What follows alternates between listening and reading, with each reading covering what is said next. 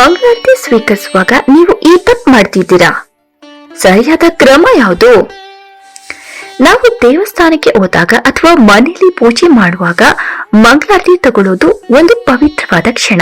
ಆದ್ರೆ ನಾವು ಆ ಮಂಗಳಾರತಿಯನ್ನ ಹೇಗೆ ತಗೋತಿದ್ದೇವೆ? ದೇವರಿಗೆ ತೋರಿಸಿದ ಆ ಜ್ಯೋತಿಯನ್ನ ಕೇವಲ ಕಣ್ಣಿಗೆ ಒತ್ಕೊಂಡ್ರೆ ಸಾಕೆ, ಅಥವಾ ಅದರ ಹಿಂದೆ ಯಾವ್ದಾದ್ರೂ ಆಧ್ಯಾತ್ಮಿಕ ರಹಸ್ಯವಿದೆಯಾ? ಸ್ವತಃ ವರಹ ಸ್ವಾಮಿಯೇ ಭೂದೇವಿಗೆ ವಿವರಿಸಿದ ಈ ರಹಸ್ಯವನ್ನ ಇಂದಿನ ವಿಡಿಯೋದಲ್ಲಿ ತಿಳಿಯೋಣ. ಒಂದು ಕೈಯೋ ಅಥವಾ ಎರಡು ಕೈಯೋ, ಅಸಲಿ ಸತ್ಯ ಎಲ್ಲಿದೆ? ಸಾಮಾನ್ಯವಾಗಿ ನಾವು ಎರಡೂ ಕೈಯಿಂದ ಆರತಿಯನ್ನ ತಗೊಳ್ಳೋದನ್ನ ನೋಡಿರ್ತೇವೆ.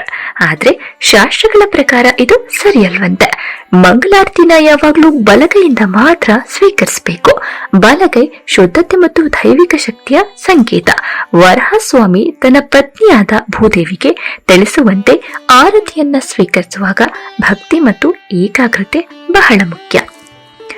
ಅಮೃತ ಮತ್ತು ಅಗ್ನಿಯ ಸಂಗಮ, ತಲೆಯಿಂದ ಹೃದಯದವರೆಗೆ. ಆರತಿಯನ್ನ ತಗೊಳ್ಳುವ ವಿಜ್ಞಾನ ಬಹಳ ಆಳವಾದದ್ದು. ಮೊದಲು ಆರತಿಯ ಶಾಖವನ್ನ ಬಲಗೈಯಿಂದ ಸ್ಪರ್ಶಿಸಿ ತಲೆಗೆ ಅಂದ್ರೆ ಶಿರಸ್ಸಿಗೆ ತೆಗೆದುಕೊಳ್ಬೇಕಂತೆ. ನಮ್ಮ ಶಿರಸ್ಸಿನಲ್ಲಿ ಸಹಸ್ರಾರು ಚಕ್ರ ಅಥವಾ ಅಮೃತದ ಸ್ಥಾನವಿದೆ ಎಂದು ಹೇಳಲಾಗುತ್ತೆ. ಆ ನಂತರ ಆ ದೈವಿಕ ಶಕ್ತಿಯನ್ನ ಹೃದಯದ ಹತ್ತಿರ ತರಬೇಕು. ಶಿರಸ್ಸಿನಲ್ಲಿರುವ ಜ್ಞಾನವೆಂಬ ಅಮೃತವನ್ನ ಹೃದಯಕ್ಕೆ ತರುವುದರ ಮೂಲಕ ನಮ್ಮಲ್ಲಿ ಭಕ್ತಿಯನ್ನ ಜಾಗೃತಗೊಳಿಸುವುದು ಇದರ ಉದ್ದೇಶ. ಇನ್ನು ಮೂರನೆಯದಾಗಿ ಪಾಪ ಪುರುಷನ ದಹನ. ನಿಮ್ಮ ದೇಹ ಶುದ್ಧವಾಗಿರುವುದು ಹೇಗೆ? ಇದು ಅತ್ಯಂತ ಕುತೂಹಲಕಾರಿ ಘಟ್ಟ. ನಮ್ಮ ನಾಭಿಯ ಎಡಭಾಗದಲ್ಲಿ ಪಾಪ ಪುರುಷ ನೆಲೆಸಿರ್ತಾನೆ ಎಂಬ ನಂಬಿಕೆ ಇದೆ. ಅಂದ್ರೆ ನಮ್ಮಲ್ಲಿರುವ ಕೆಟ್ಟ ಆಲೋಚನೆಗಳು ಮತ್ತು ನಕಾರಾತ್ಮಕ ಶಕ್ತಿಯ ಸಂಕೇತವೇ ಈ ಪಾಪ ಪುರುಷ.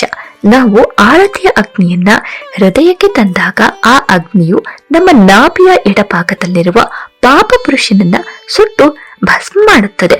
ಈ ಪ್ರಕ್ರಿಯೆಯಿಂದ ನಮ್ಮ ದೇಹ ಮತ್ತು ಮನಸ್ಸು ಸಂಪೂರ್ಣವಾಗಿ ಶುದ್ಧವಾಗುತ್ತೆ. ಇನ್ನು ವೈಜ್ಞಾನಿಕ ಮತ್ತು ಆಧ್ಯಾತ್ಮಿಕ ಹಿನ್ನೆಲೆಯನ್ನು ನೋಡೋಣವಾ? ಕರ್ಪೂರ ಅಥವಾ ತುಪ್ಪದ ಬತ್ತಿಯ ಉರಿಯಿಂದ ಹೊರಬರುವ ಬೆಳಕು ನಮ್ಮ ದೃಷ್ಟಿಯನ್ನ ಕೇಂದ್ರೀಕರಿಸುತ್ತೆ. ಅದರ ಶಾಖವು ನಮ್ಮ ನರಮಂಡಲವನ್ನ ಪ್ರಚೋದಿಸುತ್ತೆ. ದೇವಸ್ಥಾನದ ಗರ್ಭಗುಡಿಯ ಸಕಾರಾತ್ಮಕ ಶಕ್ತಿಯು ಆ ಜ್ಯೋತಿಯ ಮೂಲಕ ನಮ್ಮ ದೇಹವನ್ನ ಪ್ರವೇಶಿಸುತ್ತೆ. ಮುಂದಿನ ಬಾರಿ ನೀವು ದೇವಸ್ಥಾನಕ್ಕೆ ಹೋದಾಗ ಕೇವಲ ಯಾಂತ್ರಿಕವಾಗಿ ಆರತಿ ತಗೋಬೇಡಿ. ನಿಮ್ಮ ಒಳಗಿರುವ ನಕಾರಾತ್ಮಕತೆಯನ್ನ ಸುಟ್ಟು ದೈವಿಕ ಶಕ್ತಿಯನ್ನ ತುಂಬಿಕೊಳ್ಳುವ ಭಾವನೆಯೊಂದಿಗೆ ಆರತಿ ಸ್ವೀಕರಿಸಿ. ಈ ಮಾಹಿತಿ ನಿಮಗೆ ಇಷ್ಟವಾಗಿದ್ರೆ ವಿಡಿಯೋವನ್ನ ಲೈಕ್ ಮಾಡಿ ಮತ್ತು ನಿಮ್ಮ ಆತ್ಮೀಯರೊಂದಿಗೆ ಹಂಚಿಕೊಳ್ಳಿ.